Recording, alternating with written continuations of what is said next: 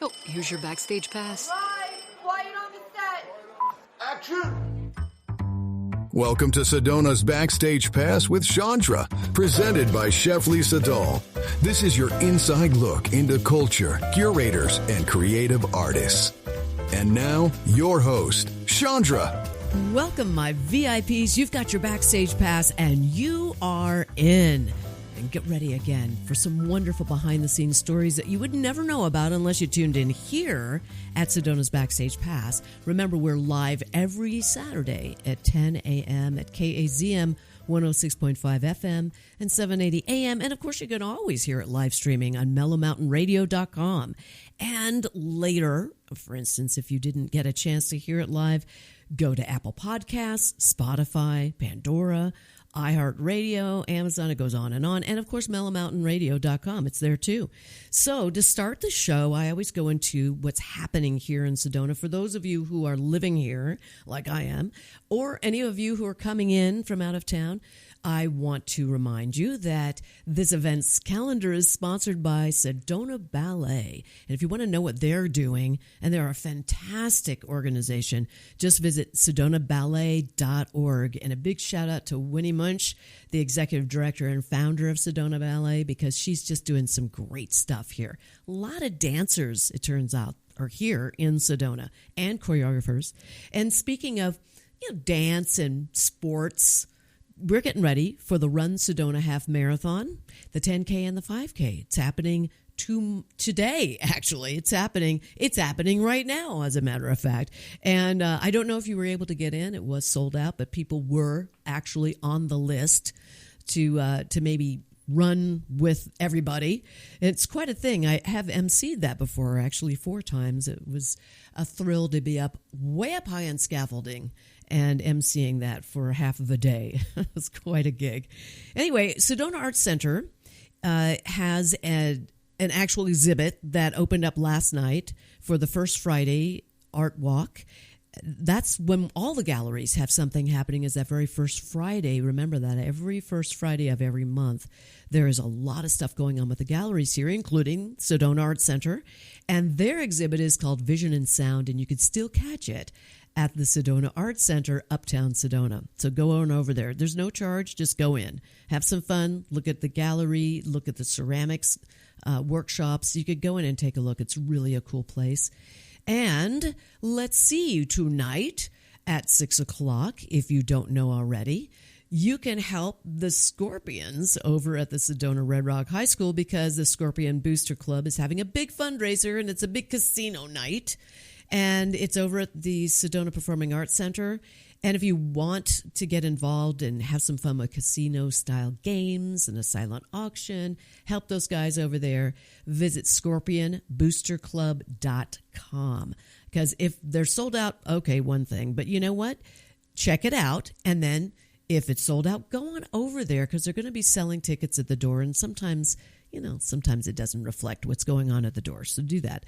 Now, at the Sedona International Film Festival, there's lots to tell you about. I'm involved in some of this.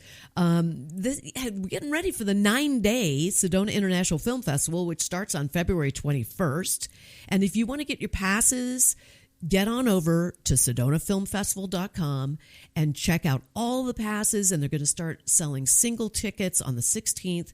Those of you who are members can get your hands on all these tickets. For those of you non-members, get in there and just take a look at when it's going to open up for you. Remember, Dev Ross and I have a movie that has actually been accepted in the festival, and it's going to premiere on Saturday, February 28th at 4 p.m. It's called High School Detention, the musical, a.k.a. Weird Detention, and it's going to be at the Sedona Performing Arts Center. My gosh. Patrick Schweiss, the executive director, is going to be the host. We're going to have some performances from our actors, singers that are in the movie. So it's going to be a lot of fun. 28th of February, 4 p.m., Sedona Performing Arts Center, High School Detention, the musical. Okay, now, also, what's happening this week? Mary Fisher Theater, there's lots going on. Monday, February 9th, the In the Living Room music series has been kind of pushed on over to Tuesday, because on Monday, February 9th, Oscar Peña's trio. They're going to be there. They're a jazz trio. And it's going to be a fantastic concert. And on the next day, of course, next night, I should say, February 10th, is the In the Living Room Music Series with my guest who's on the show today, which is Jerry Wayne McFarland. And Jerry has toured with Bill Medley and the Righteous Brothers, and he's fantastic.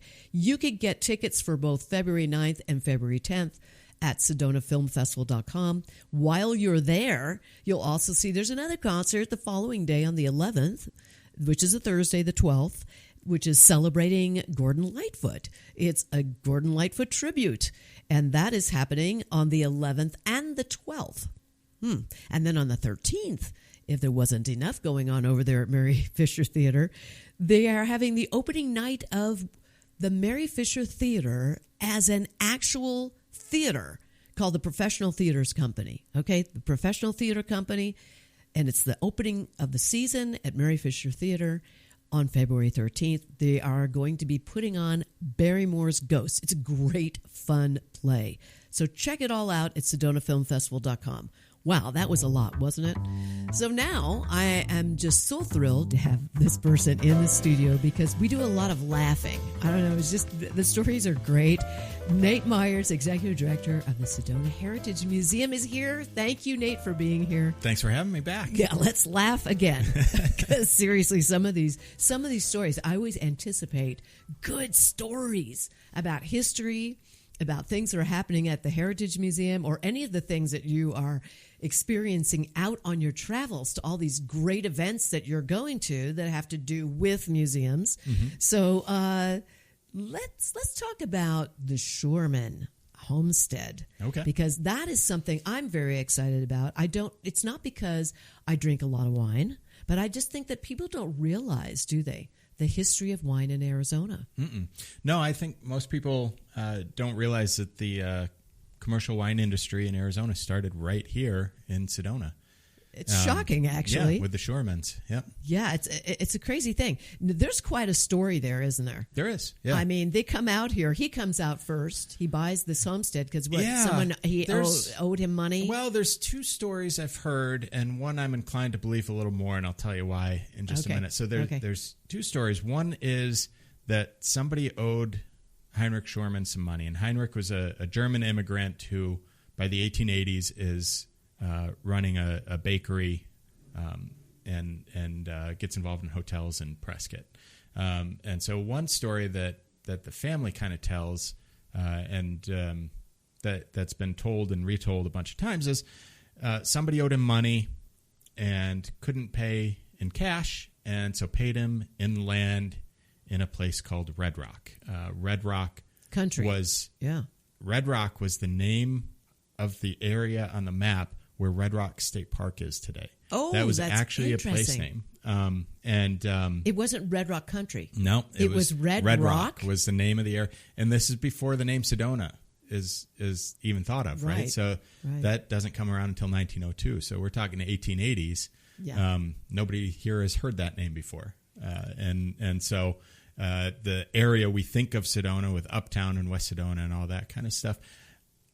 Wasn't anything there. Exactly. It was where there were a couple of homesteads, but so the main area then is where Crescent Moon Ranch? Yeah, essentially between Crescent Moon and Red Rock State Park, and that was Red Rock. So that's the loop, right? That's off the loop. Yep. Okay. Yep. And so that's why it's all called the Red Rock Loop Road. It's not just because we have red rocks here; it's because it took you to Red Rock. Oh, that's so interesting. It's not because there are red rocks at Red Rock State Park. In fact, there aren't a whole lot at Red Rock State Park, right?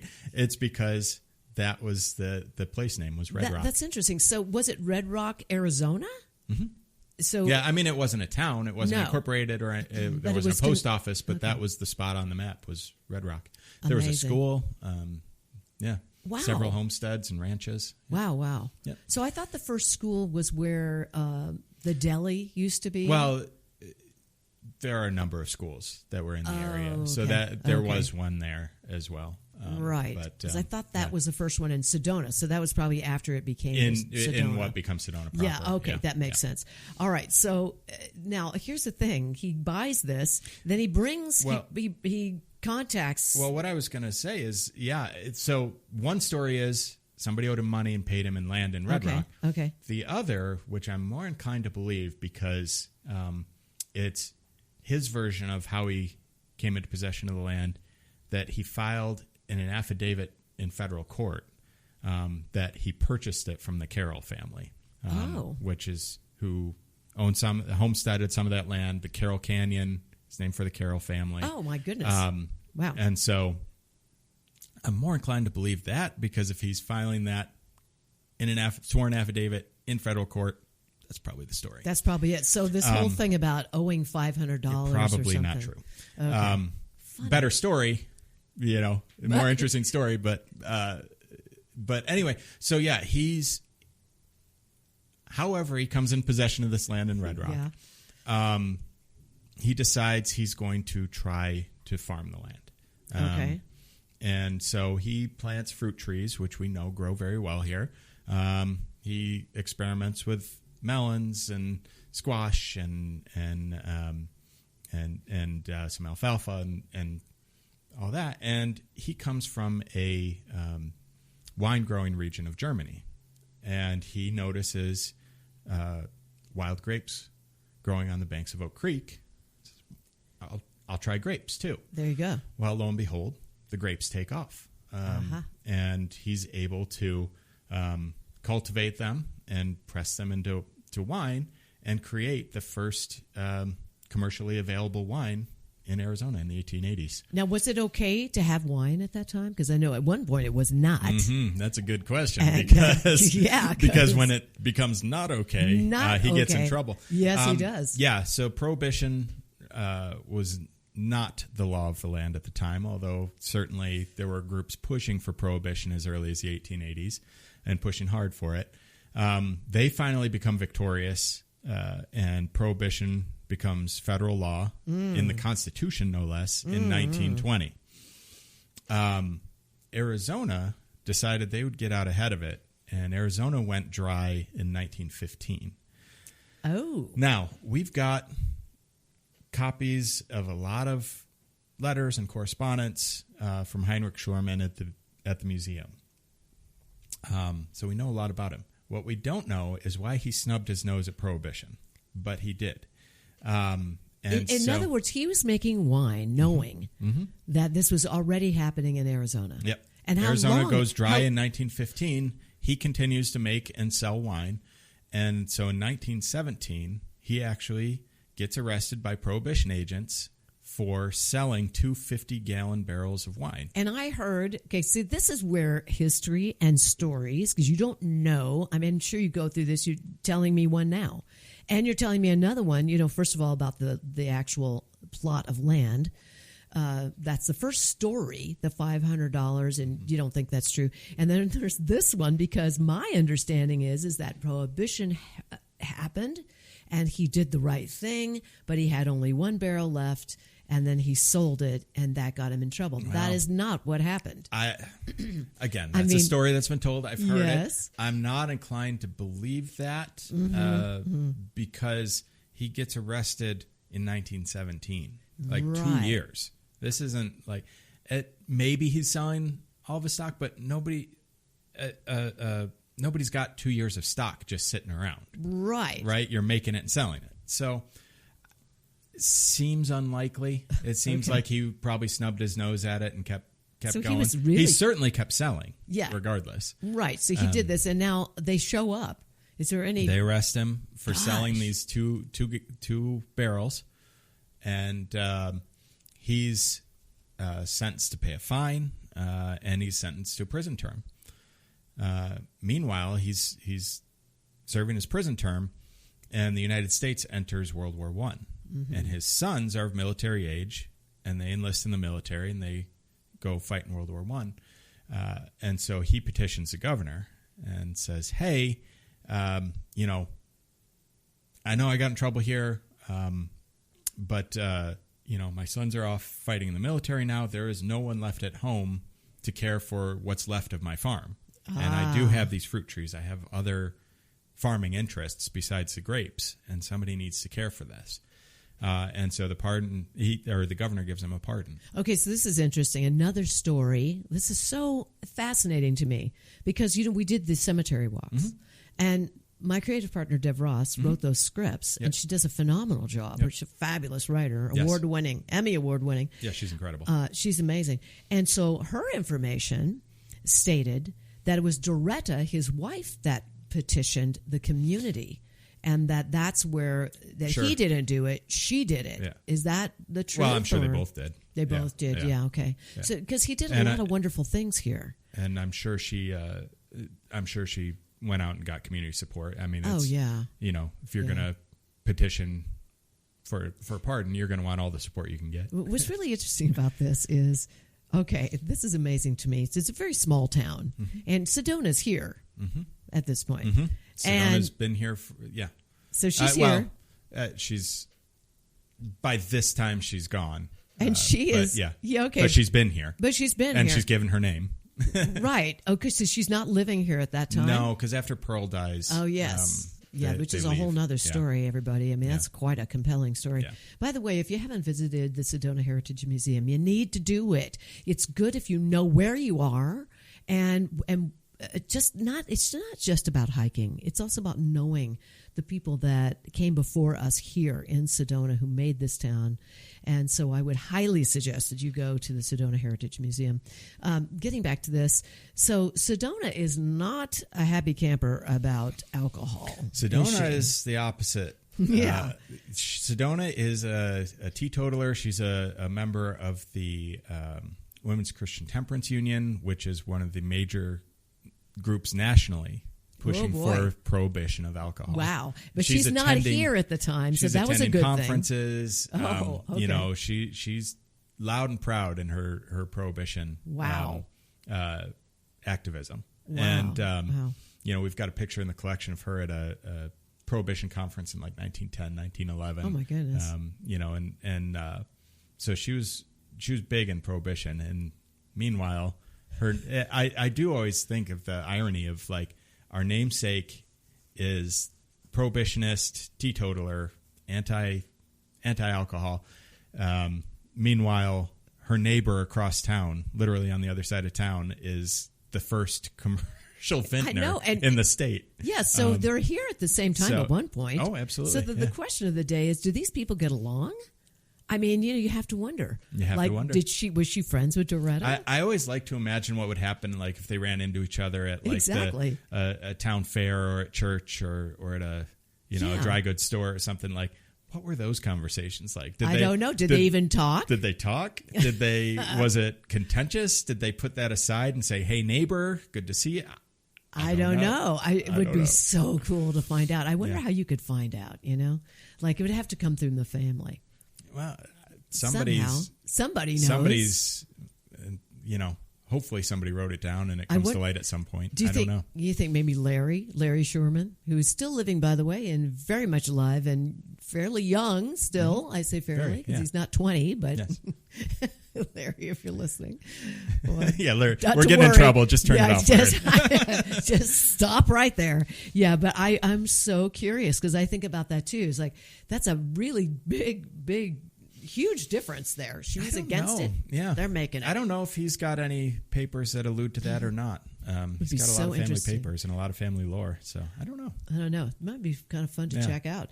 Now, we have something coming up. We've got the homestead. Mm-hmm. This is the original place where they actually did the wine, right? The vines and all yes that? and no. Oh, okay. So the actual winery and Heinrich and Doretta's house, they actually had a couple of each because burned down, floods. Oh, I remember that. Right. Yeah. Right, so kids playing with matches once burned it down. Are you serious? Floods washed them away, and so they built further away from the creek. So a couple of different locations in that area, kind of across, if you know where Sherman Red Rock Cemetery is, and then you turn and you look towards Cathedral Rock and over towards Oak Creek. Over in that area, was the main house and the winery. And that's no longer standing? The last house, I believe, still is, but the winery is not. Okay. Okay. And the homestead that the Historical Society actually owns is off of Loy Lane. It's listed on the National Register of Historic Places for its connection to the early Arizona wine industry. But interestingly,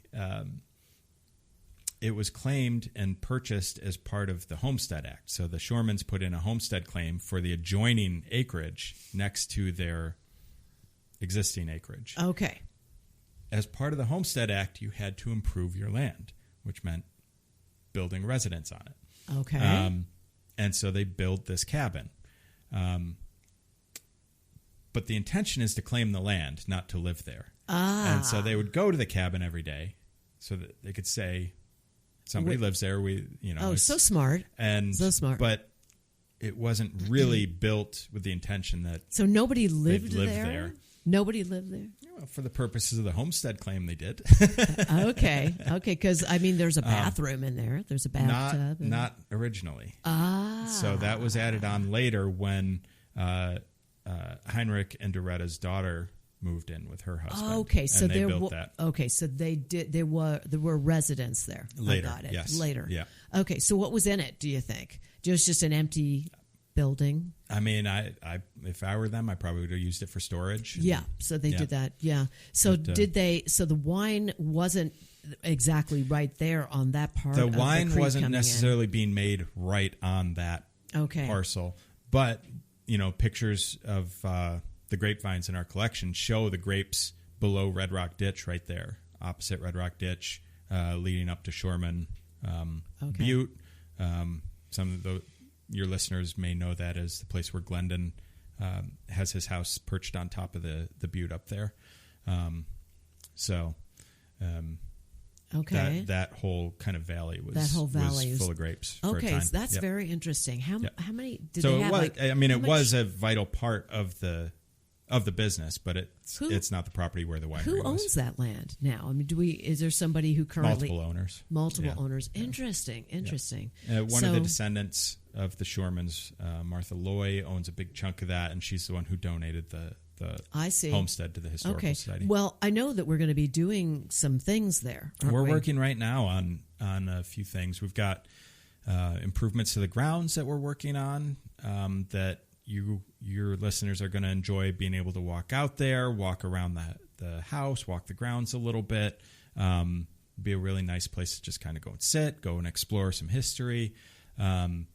We are also working on an exhibit that'll help tell this story. So we'll have signage outside in a couple places that'll tell you a little bit of the history, and then we're kind of got an innovative approach to telling the story of the house itself and everything, because we had to get creative with this because the house is in the condition's not great. We've done a lot of work to stabilize it, and we appreciate all the donors who've made that possible. Yes, because it took a village to stabilize it, and new roof, new foundation, new chimney, new floors, new windows, new door. It's almost like rebuilding it. It almost was. How do you do that when it is a homestead and it is historical? It was not a landmark registered when we did all the stabilization work. So we got that after we did the work. Okay, makes sense to me. Okay, and so the next phase is to engage it and be able to have it tell a story. What would be ideal? We could take people in there. It's I don't know that we'll ever be able to do that. We'll certainly explore it, but we'll have to climate control it, which would involve more than just putting in an HVAC unit, sealing it up and all that kind of stuff. And, the flooring, that'll be tough. Yep. The walls. It's in pretty bad shape. Yeah, it's tough. We'd have to put in fire suppression systems and that kind of thing. So I don't know that we'll ever be able to do like large scale, have it open to the public every day or anything like that. But and then additionally, for right now anyway, we're not able to like stage it because while we do have artifacts from the family and artifacts that even came out of there, the point of an artifact is that it has a story. And actually, I'll sidetrack here. some people think like it's just old stuff or it's antiques, and they'll think it's the same thing. Antiques and artifacts are very different things. Right. So artifacts are those things that carry a story with them, a documented and documentable story. Antiques that you're going to go see at the antique fair, the story's been lost. We don't know who owned them, how they were used, or anything like that. They're just the old things, right? So like there's a very different thing. And once we at the museum commit to collecting an artifact, we're committing to care for it in perpetuity. So keep it in as good condition as possible for as long as possible. And so without climate control in the Shurman homestead, that's not a climate that we can put artifacts in. You can't do that. No. Yeah. And on top of that, pests, we don't want to put like Heinrich Schurman's recliner out there and then have it all chewed up by a pack rat, right? Grief. So like that's or one pop its head out when someone is exactly. standing there. Yeah, not a good idea. Its head out of the it's like, oh, that's frightening. Yep. I could see that happening. That. No. So at this stage, we're not really planning to stage it for now. So what we're doing is creating an exhibit where you look in the window, and just inside the window, enough that you can see in a little bit and you can see some of the features of the interior. But just inside the window, there's going to be exhibit panels. Okay. And each window will tell a different story. So you can look at windows on the past, windows into historical stories. Okay, that's cool. That you look in, you see a little story, see some historic photos that go with it. We've got QR codes that'll take you, if you want to dig deeper into something, something catches your attention, great. We're working right now. The kitchen is a little bit different. So we can actually do a little bit of staging in the kitchen because, metal stuff. You can't do much to that. Yeah. Unless there are like rodents that lift it up and can't move out. Do anything. The heat and the contraction and expansion with the heat and the cold, not going to do too much to that. So we can stage the kitchen a little bit.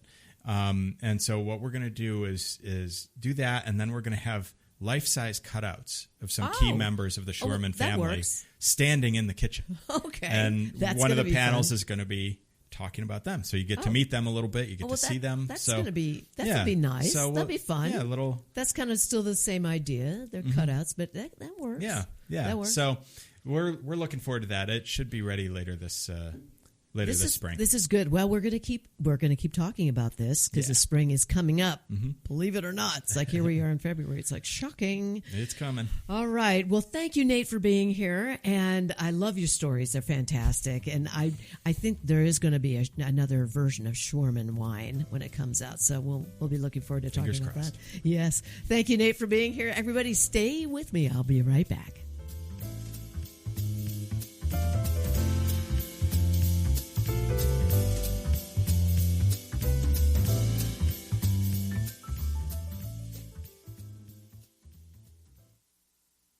You can taste it in every bite. For over 30 years, Chef Lisa Dahl has redefined what it means to dine in Sedona, serving soulful, handcrafted cuisine inspired by love, artistry, and community. From the wood-fired kitchens of Mariposa to the couture flair of Butterfly Burger, every experience is elevated, every ingredient intentional. To learn more about Lisa Dahl and the Dahl restaurants, please visit cheflisadahl.com. Need a clean car fast? Come to Cleaner, Quicker Car Wash. We'll have you sparkling and back on the road in minutes. Whether you're after a quick shine or a deep clean, you'll get top quality service, eco-friendly soaps, and smiles all around.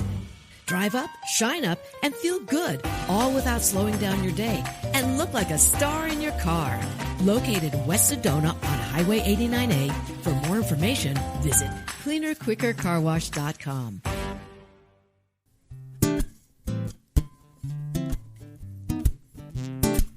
Well, welcome back.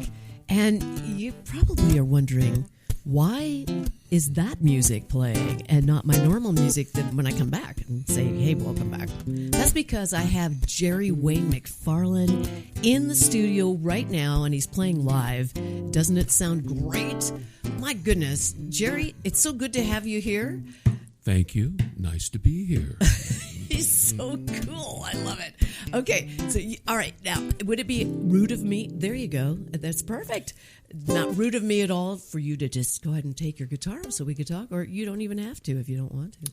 I feel comfortable right now. That's all right with you? Let's. Yeah, actually, I gotta say, it looks great. You sound fantastic, and I'm so thrilled you're with me. Well, I am thrilled to be here. Thank you for inviting me. Oh, my pleasure. I've been wanting to have you on this show for such a long time. I remember the first time that I met you. Do you remember that? I remember having a afternoon rendezvous at Starbucks Coffee in the city of Sedona, but was doesn't I playing? Remember. Okay, you don't remember. All right. My husband Tom and I were at a memorial service, and it wasn't the actual service. It was the reception. It was at Judy's restaurant. I see. Big shout out to Judy's, great restaurant. Yes. And you're there, and you're playing music, and I walk up to you, and I go, "Oh, do you have a card?" It was like, it could have been a pickup line, but it wasn't, because you could see there was a man next to me and my husband. And I just said, "You're amazing." And I worked as a single for years. Mm-hmm. And whenever I see someone playing as a single, I know what goes on with that. The pain, the loveliness of it, and the not so loveliness of it. Where people are not paying attention, but you're part of the atmosphere, and yes, you're brilliant. Well, thank you. And I just thought, my God, I got to know who this person is. And it turned out you were kind of new in town. Yes, I've spent 55 years in Southern California. Originally, I was from Texas, Oklahoma, that area. I'm from Texas. Are you really? Where are you from, Texas? San Antonio. I'm from Amarillo.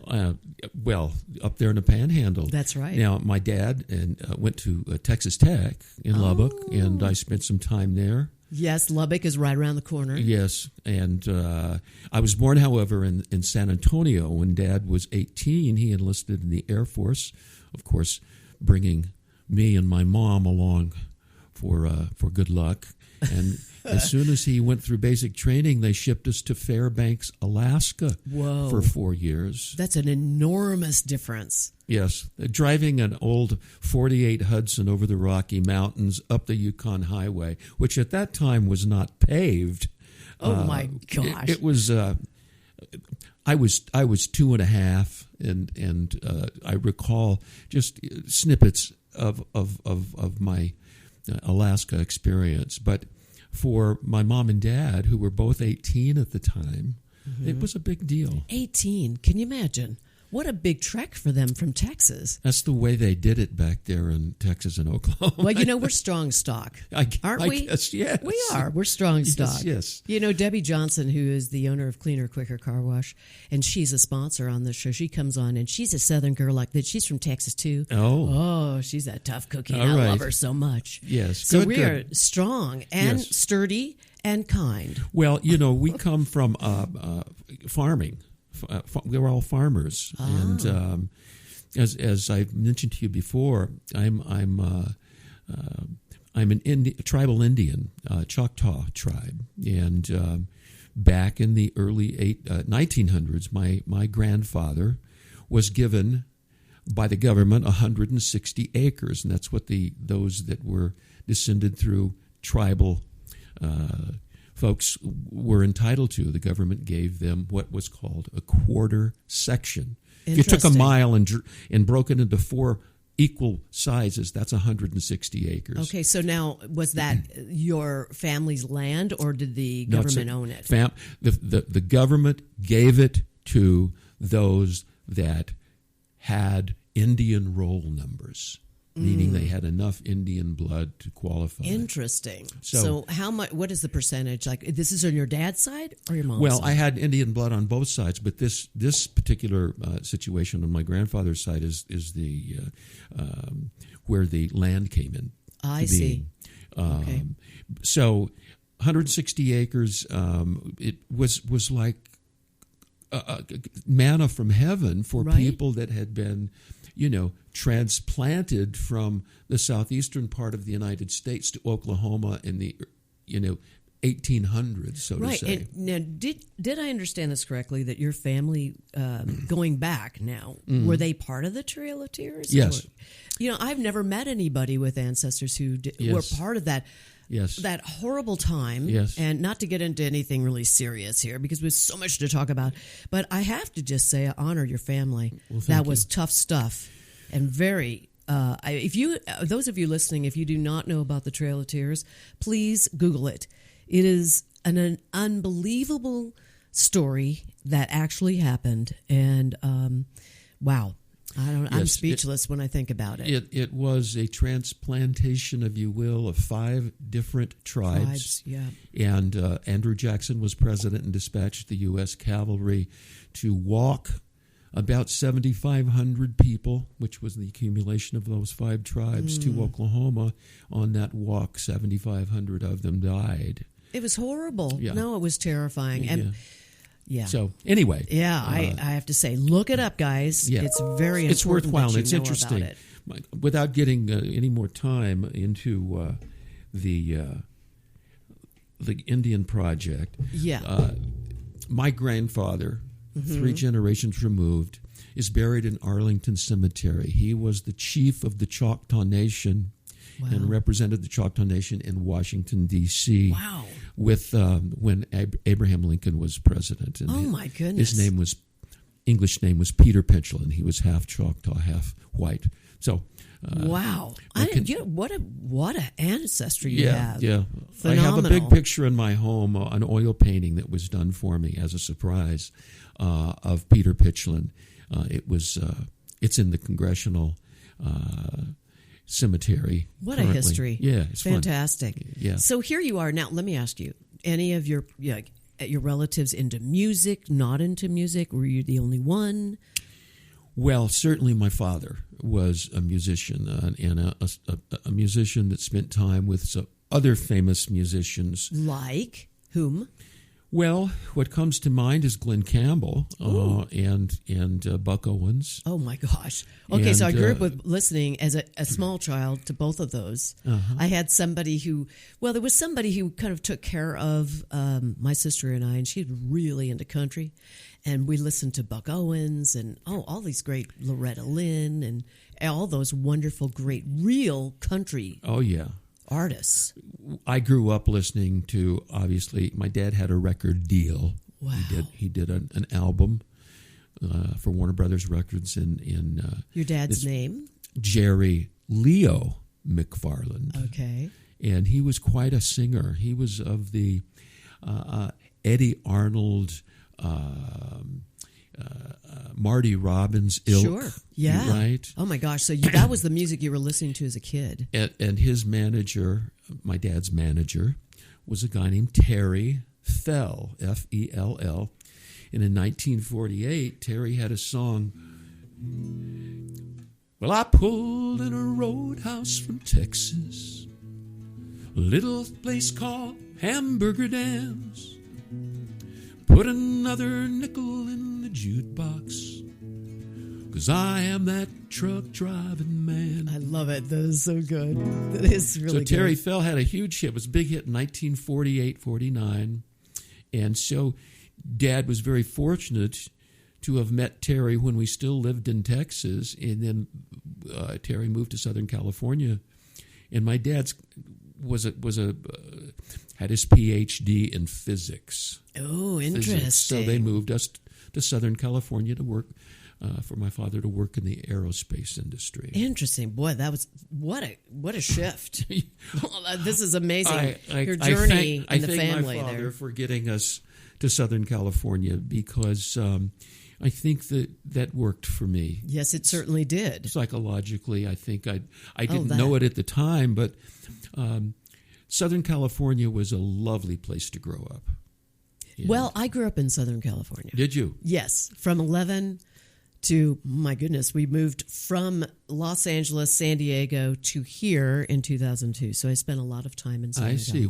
Where in Orange County? Were you in Orange County? No, San Diego. Oh, yeah. Mm-hmm. Yes. Had bands, fronted place. Bands, there worked as a go. single, did duos. I've got crazy stories. What about you? What's the craziest story that you... a gig that was, let's talk about this. We're going to talk about, so by the way, those of you listening, if you're listening to this live right now, I want you to go run to your computer and purchase a ticket to the In the Living Room music series for this coming Tuesday, the 10th, because Jerry is going to be there performing. You're going to have an opportunity to ask him questions during his concert. It's going to be so much fun. Starts at 7 p.m. It's only $20. Run down to Mary Fisher. You can go get it at the door, too. Okay? I might add the Mary Fisher Theater is a lovely place to play. Is. Oh, it's very comfortable. And for those that like spirits, they do serve beer and wine. They do. It's a very pleasant place to hear music. No blenders going off in your last note. So he knows what I'm talking about. The craziest ever crazy gig. What about the gig from hell? Okay. What's the many strange things happen yes. on the road. Oh, I'm sure. We're playing. What comes to mind first of all is playing a gig in a casino. Mm-hmm. Now, for the band that I fronted with my girlfriend at the time, Lauren Preston, we would finish at 1:45 in the morning, right? Mm-hmm. We played until almost 2 o'clock, and then, you're hungry, you want to get something to eat, and then go to bed because you're playing 5 nights a week, Tuesday through Saturday night. Anyway, we got up one evening after playing, and we were hungry, and we couldn't find anything to eat in our room, so we wandered on down to the kitchen and found some cold cuts in the walk-in freezer and made ourselves a sandwich, so on and so forth. So now my drummer is watching Lauren and I go and help ourselves in the walk-in kitchen, and he decides a few nights later to do it himself without us. Trouble. We all go to bed. I didn't know that he had gone down to the kitchen during the evening time. So he goes down and helps himself. Anyway, a couple of nights later, I'm asleep. A phone rings. It's like 3:30, 4 o'clock in the morning, and it's the security for the hotel that we're playing in telling me, "We have your drummer in custody. We caught him stealing from the kitchen." Right? Okay. So I had to get up and go down and beg for forgiveness. And, just some of those things that happen when you have to fend for yourself. I've got other stories about animals that we had on the road showing up in the nightclub, in the lounge. Oh, my gosh. When we're playing, once again, this was the disco era. We're playing, and it's 2 o'clock in the morning, and my bass player's kitty cat is walking across the stage. Oh, my and we were on the 8th floor, so that kitty cat had to go down, follow Daddy down to the lounge. Unbelievable. So, okay, that one I don't have I have several casino stories. With one in particular that my music director dressed up like a kind of Guido. He'd walk like this, and it was a show. We were doing these shows at the MGM Grand in Reno. So he's standing there doing roulette in costume. He looks like a thug. He was a big guy, real big guy. And a security guard who did not know our shows walked up to him and said, "You, here." Because he had a bottle of tea. It looked like he was drinking in the casino out of a bottle. And then he was pulled away, and there were other security guards going, no, he's part of the show. And no, he just had to, and I followed. And I went, this is unbelievable. Yes. And so, it was like, oh, big mistake. Well, there's some that I'm not able to tell you about because of the censorship laws and the like. But we're going to have to do that the next time we meet up at Starbucks. And the place that I'm talking about was a casino in Reno. So, which one? I want to say it was Harrah's. Okay. Yeah. I know that place well. Now, oftentimes we would get a gig and go on the road. And you would have what we called an open-ended contract. Yes. In other words, you didn't know how long the contract was going to go. And with a 2-week notice. Yes. Yep. Well, we did a couple of those things and were gone for 18 months. Yes. And meanwhile, back in Los Angeles, you've got a place that you live. You're paying you've got rent there, and you're not only that, but you're like missing, right? Because you've got your gigs that you would normally be doing in LA. I know there's a trade out. Yes, I've done it. Yes. Well. So here, I want to make sure that I get some other things in here. I want people to get to know you. Of course, you're going to have to show up Tuesday, February 10th. We normally do these on Mondays, but we've got a Tuesday coming up, the only Tuesday in the whole run of the year. But Jerry, you're gonna have people asking you questions to get to know you behind your music, and you're amazing. So, question: your dad's a musician. Yes, he was. Did he was a fine singer. You went to school and got some formal training? Yes, on guitar. Yeah. Well, no, actually, it was general music theory. I thought I should. The first time I went to college, I was a scholarship football player. Oh, a sports guy. I was an all Orange County, uh-huh. and this is a lot of football players in Orange County, California. It's huge, yes. In high school. Wow. So I went to Fullerton College, and then I went to Cal State Fullerton College, University, and played football at both institutions. When I did that, football was kind of the thing in your purview. It was just, there was a dedication there. I finished with all my eligibility, couldn't play anymore in college. I certainly wasn't going to play professional football. So I went back to school to Long Beach State University and as a music theory major. And so different. Had a professor named Justice Matthews. He was a fabulous teacher, and went ahead and got my degree in music and composition. Love it. And so while I was doing that during the morning times, I was playing with Bill Medley in the evening times. Love this. Okay, Bill Medley is, tell everybody, because it's the Righteous Brothers. Bill Medley is the tall guy in the duo of the Righteous Brothers. There was Bill Medley and Bobby Hatfield. That's right. And, of course, they were stars back in the late 50s, early 60s, had a series of, I'll call them minor hits, because when they hit it big, You've Lost That Lovin' Feelin'. Oh, yeah. You're my soul and my heart's inspiration. Another one, yes. Soul and Inspiration. The brothers had a huge hit with Unchained Melody. Oh, yes. So I was watching a program last night where Bobby Hatfield is the only singer, yet it was billed as the Righteous Brothers. It was done only by Bobby. And Andy Williams was asking Bill Medley, he says, "You're not going to sing on this song?" He says, "No, I didn't sing on this song. I'm going to go sit in the corner." That's anyway, hysterical. Bobby knocked it out of the park, of course, on the Andy Williams show. That's incredible. So I cannot believe this, but we are out of time. And I just want to mention your website, jerry@jwmmusic.com. So remember those initials, jerry@jwmmusic.com. You're going to find 3 CDs that are available there on his website. I'm looking at one right now called Voices from the Attic, Jerry Wayne McFarland. You're going to play a song for us. What is this song? Is it an original? This is an original. It's called Everything's Changed. All right. And we're going to finish with this. Thank you, Jerry, for being here so much. Thank you.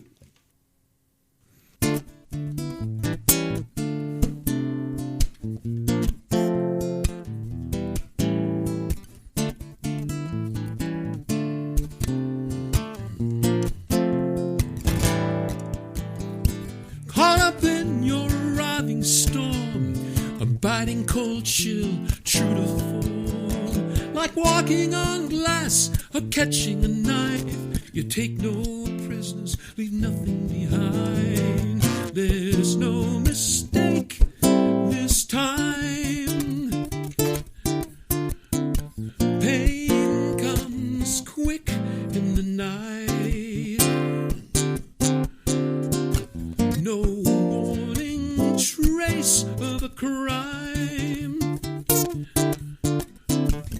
You've got me in your side. The wood's like an edge, a razor so fine, a sawdust of stealth, steely eyes. It's something you learn, an inherited trait, straight to the heart of the gut, the vein. There's no mistake this time. Pain comes quick in the night. No warning trace of a crime.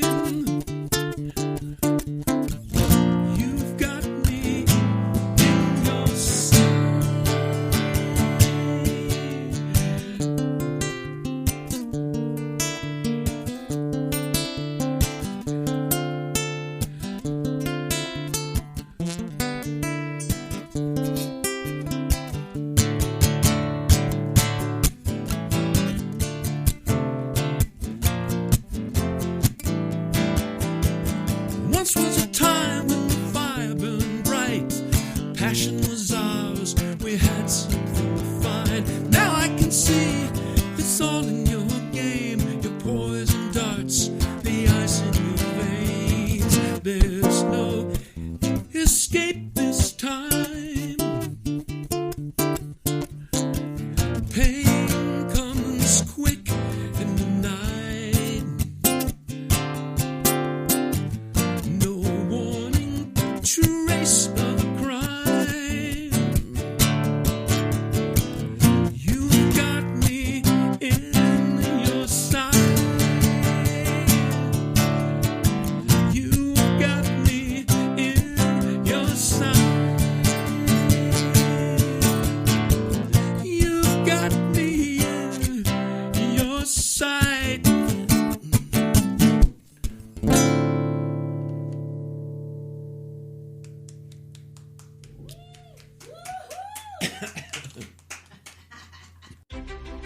You've explored the trails, stood in awe of the red rocks. Now, discover how Sedona became Sedona.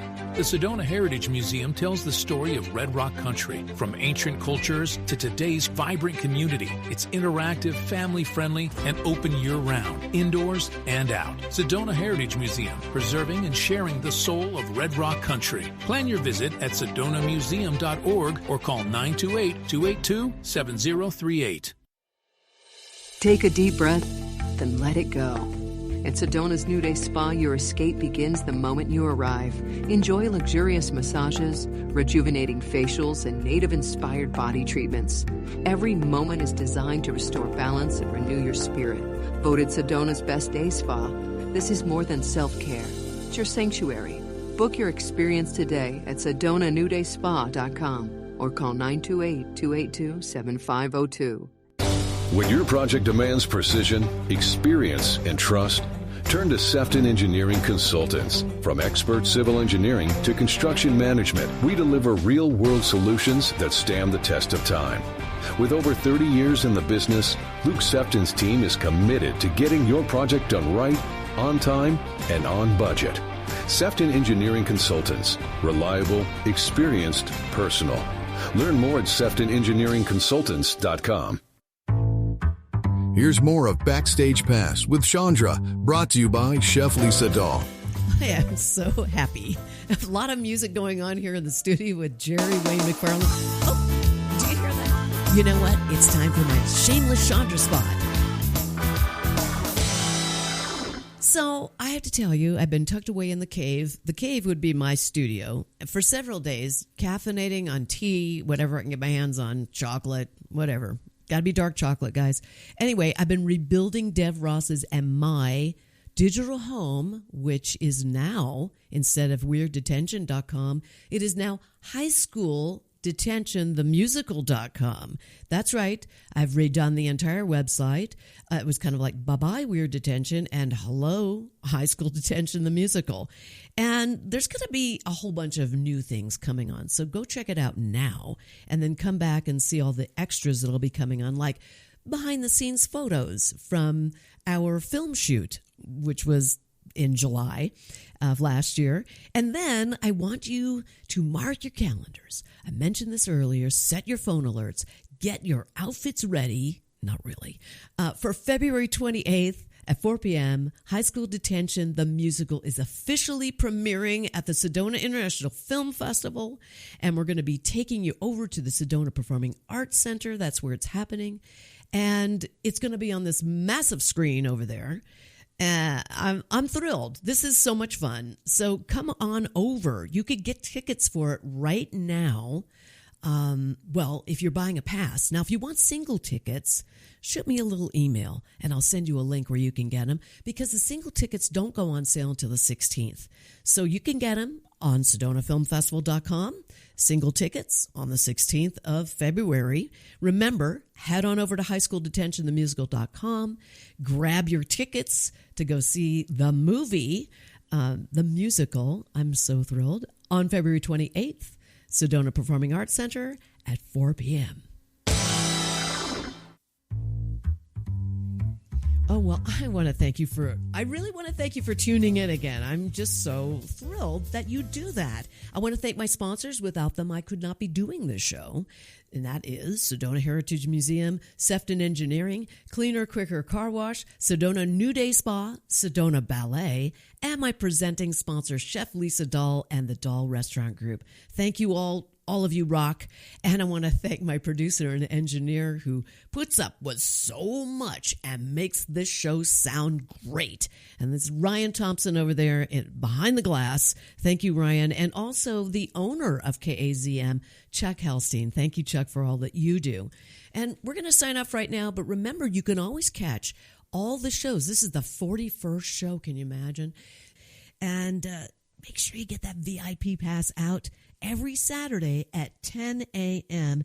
Come on board, listen to it live on mellowmountainradio.com, and I will see you there with your VIP pass. See you next Saturday.